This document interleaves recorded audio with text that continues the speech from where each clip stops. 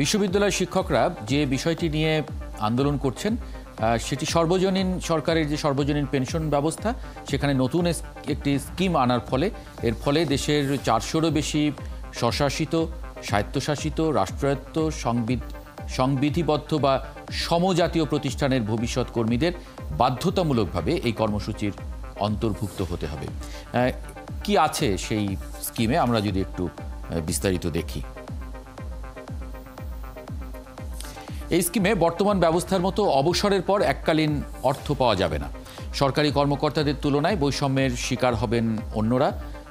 সরকারি কর্মকর্তারা অবসরের পরে একটা এককালীন টাকা পান। বিরোধিতা করছেন বিশ্ববিদ্যালয়ের মতো স্বায়ত্তশাসিত প্রতিষ্ঠানের শিক্ষকরা। আমরা যে খবরটি দেখছিলাম, ব্যক্তি এবং প্রতিষ্ঠানের যৌথ কন্ট্রিবিউশনের মাধ্যমে যে টাকা মাসিক ভিত্তিতে জমা হবে, মূল টাকা এবং মুনাফার উপর অবসরে গেলে মাসিক ভিত্তিতে পেনশন দেওয়া হবে। বর্তমানে সিপিএফ এর মাধ্যমে অবসরকালীন সুবিধা পেয়ে আসছেন তারা। এই ব্যবস্থায় মূল বেতন থেকে টাকা জমা রাখতে হয় তহবিলে, এবং কর্মীরা জমা দেয় বেতনের 10% এবং সংশ্লিষ্ট প্রতিষ্ঠান 8.33% টাকা জমা দেয়। মোট তহবিলের বিপরীতে সরকার 11 থেকে 13% হারে সুদ দিয়ে থাকে।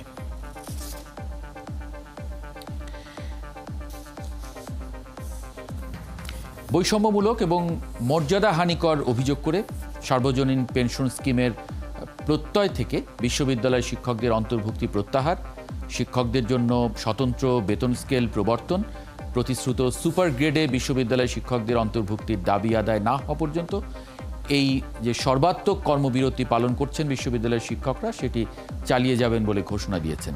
আজ এ নিয়ে কথা বলবো। আমাদের সঙ্গে আজকে আছেন ঢাকা বিশ্ববিদ্যালয় শিক্ষক সমিতির সাধারণ সম্পাদক অধ্যাপক ডক্টর জিনাত হুদা এবং অর্থনীতিবিদ ডক্টর জামাল উদ্দিন আহমেদ। আপনাদের স্বাগত জানাচ্ছি সংবাদ যুগে। ডক্টর জিনাত হুদা, আপনারা এটাকে কেন বৈষম্যমূলক এবং মর্যাদাহানিকর মনে করছেন বিশ্ববিদ্যালয়ের শিক্ষকরা? ধন্যবাদ। এটিকে আমরা বৈষম্যমূলক মনে করছি, তার বিস্তারিত ব্যাখ্যা বারবারই আমরা দিয়েছি। দেখুন, আমাদের কিন্তু বর্তমানে একটি পেনশন স্কিম বিদ্যমান আছে। মাননীয় প্রধানমন্ত্রী যখন ঘোষণা দিলেন তখন তিনি বলেছিলেন সর্বজনীন যে হবে মূলত একেবারে গ্রাসরুট লেভেল বা প্রান্তিক পর্যায়ে মানুষদের জন্য, যারা আসলে কোনো পেনশনের অধীনস্থ নয়, কিন্তু যারা চাকরিজীবী আছেন, যারা পেনশন পাচ্ছেন, তারা সকলে এটির আওতাধীনে আসবেন না। But all of a sudden এই বছর 13ই মার্চ আমরা দেখতে পেলাম যে প্রত্যয় স্কিম নামে একটি নতুন স্কিম নিয়ে আসা হলো, এবং এটা স্বশাসিত, স্বায়ত্তশাসিত ইত্যাদি প্রতিষ্ঠানের জন্য দেখা গেল। আমরা এই বিষয়টা নিয়ে প্রথম থেকেই চুলচেরা বিশ্লেষণ করবার চেষ্টা করেছি, এবং আমরা বিশ্ববিদ্যালয় শিক্ষক সমিতির পক্ষ থেকে আমরা 5 সদস্য বিশিষ্ট 3 জন অর্থনীতিবিদ এবং 2 জন ব্যাংকিং এবং ফিনান্সের শিক্ষক যারা আছেন, তাদের সকলকে নিয়ে আমরা একটা ইভ্যালুয়েশন রিপোর্ট বা মূল্যায়ন রিপোর্ট তৈরি করেছি। এই মূল্যায়ন রিপোর্ট আমরা পর্যালোচনা করে পর্যায়ক্রমে দেখতে পেলাম যেটা আসলে চরমভাবে বৈষম্যমূলক। কিভাবে বৈষম্যমূলক? বৈষম্যমূলক এ কারণে, যেটি আপনি ইতিমধ্যে বলেছেন, যে 30শে জুন যেই নবীন প্রভাষকটি যোগদান করবেন, মনে করুন সমাজবিজ্ঞান বিভাগে, তিনি বিদ্যমান ব্যবস্থায় পেনশন পাবেন, কিন্তু 1 জুলাই 2024 একই বিভাগে একই পদে অর্থাৎ নবীন যে আরেকজন সহকর্মী জয়েন করবেন, তিনি কিন্তু প্রত্যয় স্কিমের অধীনে চলে যাচ্ছেন। তাহলে একই রাষ্ট্র, একই বিভাগ, একই বিশ্ববিদ্যালয়, একই পদে যোগদান করে 2 জন নবীন প্রভাষক 2 ধরনের পারিতোষিক বা 2 ধরনের বেতন পাচ্ছেন। এবং প্রত্যয় স্কিম, যেটাকে বলা হচ্ছে নতুন স্কিম, সেখানে যদি এই বাড়িয়ে দেওয়া হতো, অর্থাৎ পেনশন, গ্র্যাচুইটি ইত্যাদি, বোনাস, বিভিন্ন ভাতা যা কিছু আছে, সেটা যদি বাড়িয়ে দেওয়া হতো তাহলে তো কোনো সমস্যা ছিল না, কিন্তু সেটি বিদ্যমান অবস্থা থেকে ইতিমধ্যে কর্তন করা হয়েছে। সুতরাং এটি চরমভাবে বৈষম্যমূলক। দ্বিতীয় হচ্ছে, প্রত্যয় স্কিমে একটি ভীষণ রকম শুভঙ্করের ফাঁকি আছে। কিরকম সেটা? আমরা যারা এখন অবসরে যাচ্ছি, আমাদের বয়স 65 হলে আমরা অবসরে যাব, কিন্তু প্রত্যয় স্কিমে সরকারি কর্মকর্তারা যাবেন 59 বছরে। এই বিষয়টি নিয়ে কিন্তু তারা কোনো কথাই বলেননি যে কি কারণে আমাদের 65 বছর কেটে আমাদেরকে 59 বছরে আনা হবে। তৃতীয়, দেখেন এখানে সিপিএফ, যেটা আপনি খানিকক্ষণ আগেই বলছিলেন, প্রভিডেন্ট ফান্ড কেটে দেওয়া হবে। যখন আমরা বৈষম্যের কথা বলছি না, তখন তারা বলছেন বিদ্যমান ব্যবস্থায় যে প্রভিডেন্ট ফান্ড আছে সেটি কেটে ছেটে সেটিকে এখন প্রত্যয়ের সাথে মিলিয়ে সমতা করবে। এটি কি সমতা, নাকি এটা হঠকারিতা, নাকি এটি চরম বৈষম্যমূলক? তাহলে এবং পেনশন কি? পেনশনটা হচ্ছে একটা সুরক্ষা বলয়।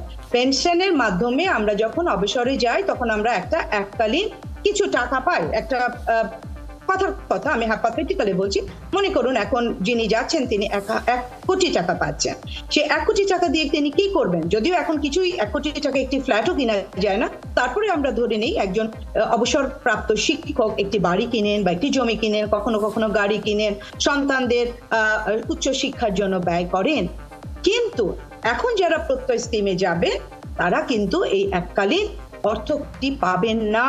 তাহলে আপনি দেখেন যে একই ব্যবস্থায় দ্বৈত নীতি, যা সংবিধান বিরোধী, মৌলিক অধিকার বিরোধী এবং ঢাকা বিশ্ববিদ্যালয় সহ আমাদের যে সকল বিশ্ববিদ্যালয়ে স্বায়ত্তশাসন আছে সেই স্বায়ত্তশাসন বিরোধী।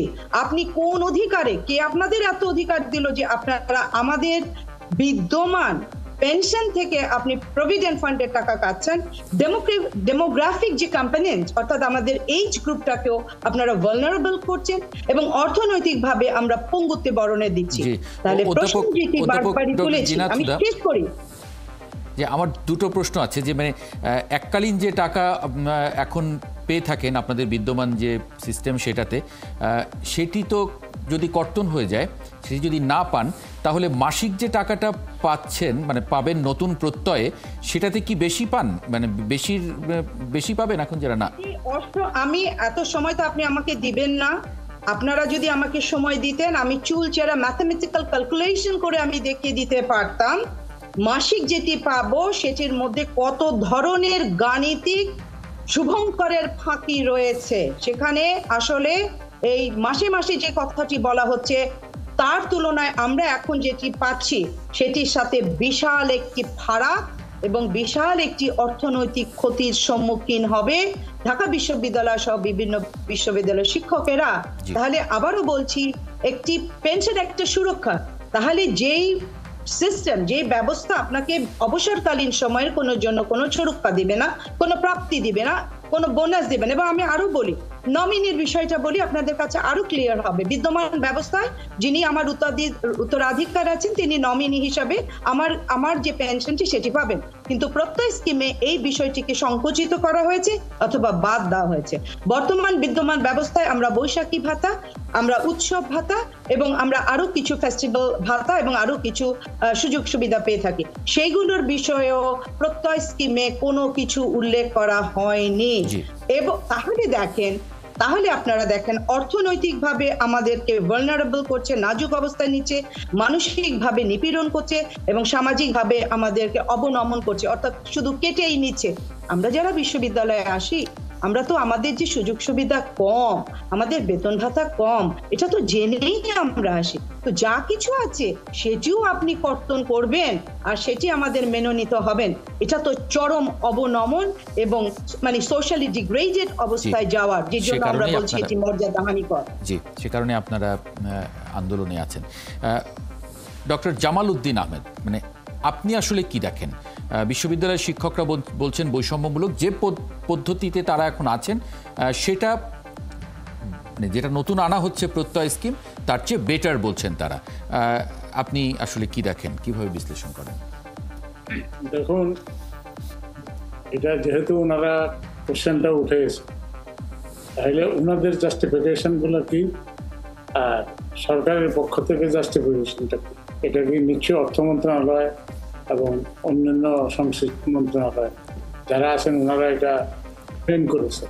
তো সেই ক্ষেত্রে দুইটা পক্ষ একসাথে বসে এটা নিয়ে এখন শিক্ষকদের নিয়ে আমরা কথা বলা আমাদের জন্য তো একটা মানে বিব্রতকর অবস্থা। না মানে আপনি আপনার জায়গা থেকে আসলে অর্থনীতিবিদ হিসেবে কি দেখেন? যে সিস্টেম আছে সেই সিস্টেমে যদি মানে সুরক্ষা বেশি থাকে তাহলে নতুন সিস্টেমে সুরক্ষা মানে কমানোটা আসলে মেনে নেওয়ার সুযোগ আছে কিনা?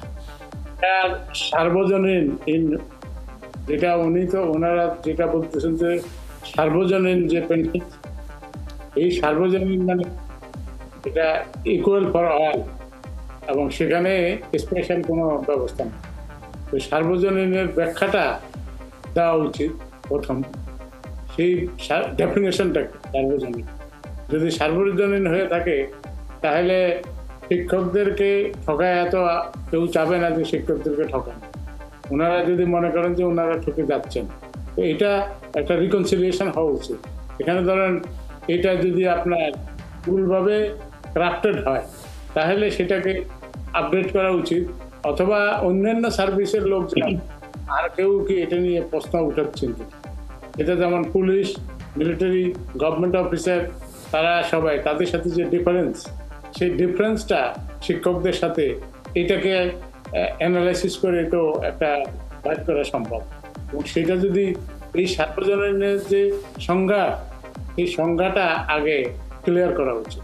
এবং সেইটা যদি একজনকে ডিসক্রিমিনেট করলাম, আরেকজনের জন্য একটা অন্য একটা বেনিফিট দিলাম, এটা তো সবাই সার্বজনীনের ডেফিনেশন অনুযায়ী হওয়া উচিত। এটা তো ডিসক্রিমিনেট করা ঠিক হবে না। এবং ওনারা যেটা বলতেছেন, ওনাদের জাস্টিফিকেশনটা সরকার মনোযোগ দিয়ে শোনা উচিত। শুনে তারপরে আপনার এটার ব্যাপারে সমাধানে আসতে পারে। এটা কোনো জটিল জিনিস না। ডেফিনেশন ইন্টারন্যাশনালি অনেক দেশেই এই সার্বজনীন পেনশনের ব্যবস্থা আছে, এবং সেই অনুযায়ী সরকার, আমরা আমাদের সাধারণ মানুষের মধ্যে এটা কনফিউশন হবে যদি বিশ্ববিদ্যালয়ের শিক্ষকদেরকে ডিসক্রিমিনেট করা হয়, অথবা প্রজাতন্ত্রের কর্মচারী যারা ডাইরেক্ট গভর্নমেন্টের আছে ওনাদেরকে যদি আপনার প্রেফারেন্স দেওয়া হয়, তো সেই এইখানের মধ্যে এই যে ডিফারেন্সটা, এটা বাইর করা উচিত। সমগ্র জাতি এটা জানা উচিত, এবং পার্লামেন্টের একটা স্ট্যান্ডিং কমিটি অথবা এক্সপার্ট কমিটি করে দিতে পারে।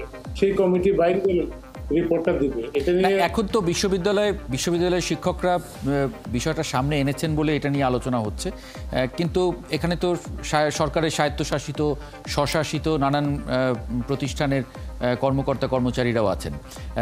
তাদেরও তো একই স্কিমের মধ্যে এসেছে, কিন্তু তারা তো এখন এককালীন পেতেন। এখন মানে তাদের বিষয়টাও আসলে একই সঙ্গে আলোচনা হওয়া উচিত কিনা? হ্যাঁ, অবশ্যই। পুরা জিনিস অ্যাক্রস দি বোর্ড আপনার এটা যদি ইন্ডিপেন্ডেন্ট লোকজন এটা করতে পারে, এবং সেটা বাইর করার পরে দেখা যাবে যে ওনাদেরকে যদি ওনাদের যে আর্গুমেন্ট, সেই আর্গুমেন্টটা যদি হয় ঠিক যায়, তাহলে তো হলো।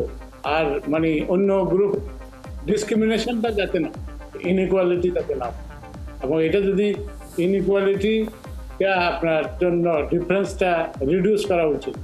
আর যদি না, এখানে যে মানে সর্বজনীন পেনশন, এখানে সরকারি কর্মকর্তা কর্মচারীদের সঙ্গে অন্য পেশার মানুষদের ডিসক্রিমিনেশন হচ্ছে কিনা, সেটাই মানে সেটা তাহলে সর্বজনীন হলো কিনা? তখনই হবে যদি কারোর সাথে ডিসক্রিমিনেশন না হয়। মানে এখন আছে কিনা? না, এখন আছে কিনা এটা তো মানে এক্সামিন করে দেখা ছাড়া বলা মুশকিল এই মুহূর্তে।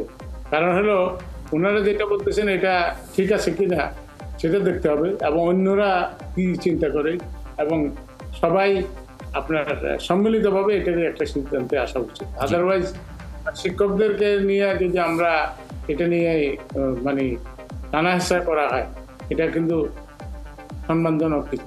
জি, ডক্টর জিনাত হুদা, আপনারা এটা নিয়ে কাজ করেছেন। আপনি বলছিলেন যে অর্থনীতিবিদদের নিয়েও আপনারা এটা অ্যানালাইসিস করেছেন। সেই জায়গায় আসলে আপনারা কি বৈষম্য পেয়েছেন? মানে এটা বলা হচ্ছে যে এটা সর্বজনীন পেনশন, কিন্তু সর্বজনীন হয়েছে কিনা, সরকারি কর্মকর্তা কর্মচারীদের সঙ্গে অন্যান্য পেশার মানুষ, বিশেষ করে যারা বেসরকারি চাকরিজীবী আছেন তাদের সঙ্গে, মানে সব মিলিয়ে আপনাদেরটা তো আছেই। আমরা এটাকে সর্বজনীন মনে করছি না, কারণ সর্বজনীন যে কথাটি বলেছেন আমাদের অর্থনীতি ভাই, সর্বজনীন অর্থটা কি? সর্বজনীন হচ্ছে সবার জন্য আপনি যখন এটা ইকুয়ালি অ্যাপ্লিকেবল হবে। তো এটা তো ইকুয়ালি অ্যাপ্লিকেবল হচ্ছে না, নাম্বার 1। নাম্বার 2 হচ্ছে আপনি যেই সেক্টরস গুলোর কথা বলেন, যে অন্য রাষ্ট্রায়ত্ত ব্যাংক ইত্যাদি যারা আছে, তারা বলতে পারবেন। আমরা খুব সিম্পল, আমাদের জটিল করার তো দরকার নেই। আপনি পেনশনটা কি, পেনশন আপনাকে একটা সুরক্ষা দিবে। তো আমাদের তো একটা পেনশন আছে, মাননীয় প্রধানমন্ত্রী তো সুস্পষ্টভাবে বলেছিলেন যাদের পেনশন আছে তাদের জন্য তো এই পেনশনের দরকার নাই। এবং যে কথাটি আমরা বারবার বলছি, বিরাজমান যে পেনশন ব্যবস্থা আছে সে নিয়ে তো বিশ্ববিদ্যালয়ের শিক্ষকরা কোনো অসন্তোষ প্রকাশ করেনি, কোনো নতুন দাবিও করেনি।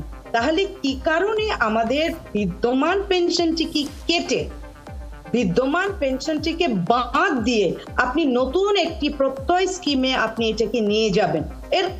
এর অর্থ কি হতে পারে, এবং এত বড় একটা পরিবর্তন করবার অধিকার আসলে এদেরকে কারা দিল, এই অর্থ মন্ত্রণালয়কে কারা দিল, সেটি তো একটা বিরাট প্রশ্ন। এবং যেটা আমি বলছি, একই রাষ্ট্র, একই সমাজ, একই বিশ্ববিদ্যালয়, একই বিভাগে দুজন প্রভাষক বা দুজন সহকর্মীর ভেতরে যে একটা বৈষম্য হবে। আমি আজকে জুন মাসে জয়েন করলাম 2024-এ, আমি বিদ্যমান ব্যবস্থায় আমি পেনশন পাবো। আর জুলাই উত্তর যে সহকর্মী জয়েন করছেন তিনি প্রত্যেক স্কিমে বেতন পাবেন বা পেনশন পাবেন, এবং তিনি সেখানে কর্তনের শিকার হচ্ছেন। এটি কি কখনো হতে পারে? না, নিশ্চয়ই কাম্য নয়। এই কারণে ডক্টর জামাল উদ্দিন আহমেদ বলছিলেন যে এটা আসলে আপনাদের সঙ্গে যদি সরকারের সংশ্লিষ্ট মন্ত্রণালয়ে বসে কথা বলে নিশ্চয়ই সমাধানের সুযোগ আছে, বা এটা নিয়ে আলাপ আলোচনা হওয়ার সুযোগ আছে। মানে এখন পর্যন্ত কি আপনাদের সঙ্গে কোনো রকম কথাবার্তা হয়েছে কারোর? না, অর্থ মন্ত্রণালয় থেকে আমাদের সাথে কেউ কথা বলার কোনো প্রয়োজনীয়তা অনুভব করেননি। আমরা মার্চ মাস থেকেই আসলে এই বিষয়টি নিয়ে ধাপে ধাপে আন্দোলন করেছি, এবং বারবার আমরা বলেছি যদি এই বৈষম্যমূলক এবং মানবাধিকার বিরোধী সংবিধানের সমতার চেতনার সাথে সাংঘর্ষিক এবং বিশ্ববিদ্যালয় স্বায়ত্তশাসনের পরিপন্থী এই স্কিম যদি বাদ না দেওয়া হয়, তাহলে আমরা আন্দোলনে যাব। অর্থ মন্ত্রণালয় থেকে কেউ এখনো অদ্যাবধি কথা বলেনি। আমরা যখন আন্দোলনের শুরুতেই, আমি শেষ করি শুধু শুরুতেই, যখন আমরা আমাদের ঢাকা বিশ্ববিদ্যালয় 1100 শিক্ষক সিগনেচারের মাধ্যমে এই প্রত্যেক স্কিমকে প্রত্যাখ্যান করেছেন, বিভিন্ন বিশ্ববিদ্যালয়ে প্রত্যাখ্যান করেছে, আমরা সেই সিগনেচার গুলো কম্পাইল করে আমরা নিজেরা স্বপ্রণোদিত হয়ে শিক্ষামন্ত্রীর সাথে দেখা করেছিলাম। এবং আমি যে ইভ্যালুয়েশন, অর্থনীতিবিদ এবং ব্যাংকিং প্রফেশনে যারা আছেন তাদের দ্বারা আমরা যে ইভ্যালুয়েশন বা মূল্যায়ন রিপোর্টটি করেছিলাম, সেটিও আমি শিক্ষামন্ত্রীর হাতে আমরা সেটা প্রদান করেছিলাম। তিনি বলেছিলেন বিষয়টি দেখবেন, কিন্তু অদ্যাবধি এরপর আর আমাদের সাথে কোনো ফলো আপ মিটিং বা এ বিষয়ে কোনো আলোচনা হয়নি ফরম্যালি বা টেবিল টকে। ডক্টর জামাল উদ্দিন আহমেদ, পরিস্থিতি যখন এরকম, আসলে প্রত্যয় স্কিম যেটা নিয়ে এখন আলোচনা হচ্ছে সেটার বাইরেও আরও 4টি স্কিম আছে, মানে মানুষের মধ্যে আসলে কতটা আগ্রহ দেখছেন, পেনশন স্কিমে কতটা আগ্রহী হয়েছে মানুষ আসলে? একটা ইনিশিয়ালি যখন ঘোষণা দেওয়া হয় তখন তো বলা হয়েছে যে এটা এভরিবডি অ্যাপ্রিসিয়েটেড, মোস্টলি অনেক লোকেই করছে। পরবর্তীতে এখন ডিটেইল ভিতরে কি আছে সেটা তো মানুষ দেখে। এখন এটা যদি নিটিগিটি পুরো জিনিসটা আপনার ফেস টু ফেস বসে আর্গুমেন্ট, এখানে তো আমরা যারা এই প্রশ্নগুলো উঠেছেন, জি, সুতরাং এখন বসতে হবে, বসে অ্যানালাইসিস করতে হবে নিশ্চয়ই, নতুন করে আসলে সিদ্ধান্ত নেবার সুযোগও থাকে। ডক্টর জামাল উদ্দিন আহমেদ এবং অধ্যাপক ডক্টর জিনাত হুদা, আপনাদের দুজনকে অনেক ধন্যবাদ যুক্ত হবার জন্য আজকে সংবাদযোগে।